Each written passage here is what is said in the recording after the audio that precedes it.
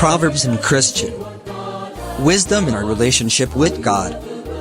With Preacher de Boahen, Sasa Church of Christ. Most welcome. We are so excited to have you among us. Please subscribe our YouTube channel. Press the bell button under your channel. Our topic is Proverbs and Christian. Now we take a look, wisdom in our relationship with God.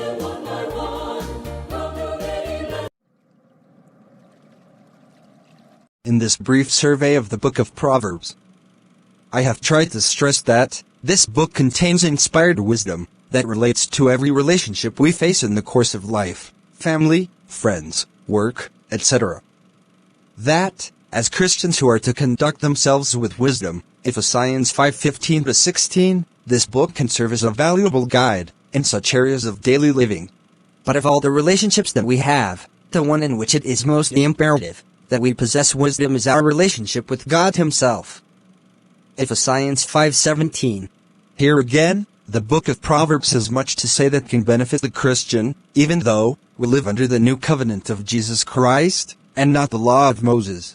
For example, in our relationship with God, we learn from Proverbs that true wisdom recognizes a need for the fear of the Lord. Why is there a need for the fear of the Lord? It is the beginning of wisdom itself. Proverbs 1:7.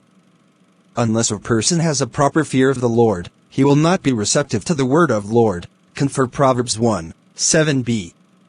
Fools despise wisdom and instruction. The value of the fear of the Lord.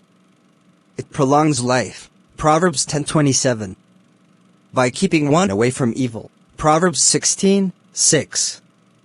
And thus keeping one untouched by evil. Proverbs 19:23.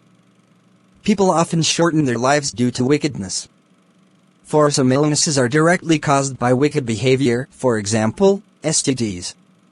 Emotional stress is a result of the emotional guilt of sin taking a toll on the body. But one who fears the Lord and heeds His word is spared from all this. It increases the quality of life. Proverbs 22:4. By giving one a strong confidence. Proverbs 14:26a. Life is one of confidence, not despair, knowing that one is being led by the Lord. By providing refuge. Proverbs 14:26b. We have help in troublous times, unlike those who face them without God's help. By making life an overflowing experience. Proverbs 14:27. Every day can start afresh, for in God we have forgiveness, joy, and peace. By helping us to avoid the pitfalls which destroy so many. Proverbs 14:27b. Thus quality of life, as well as quantity of days.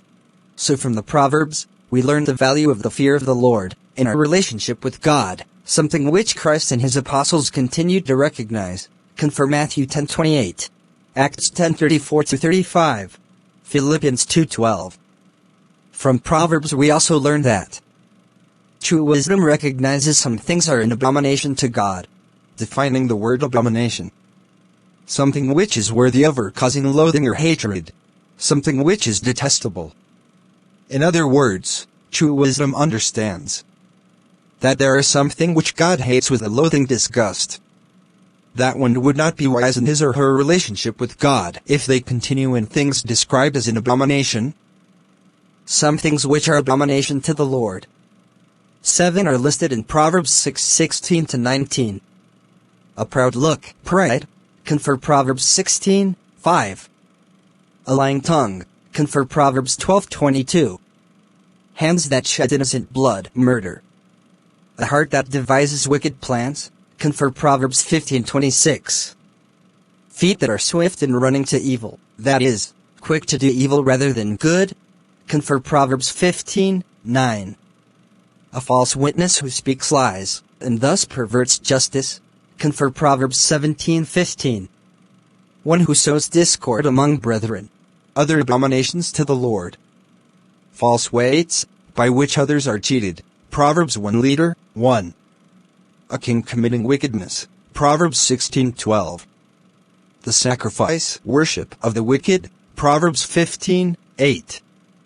The prayers of those who ignore the law of God. Proverbs 28:9.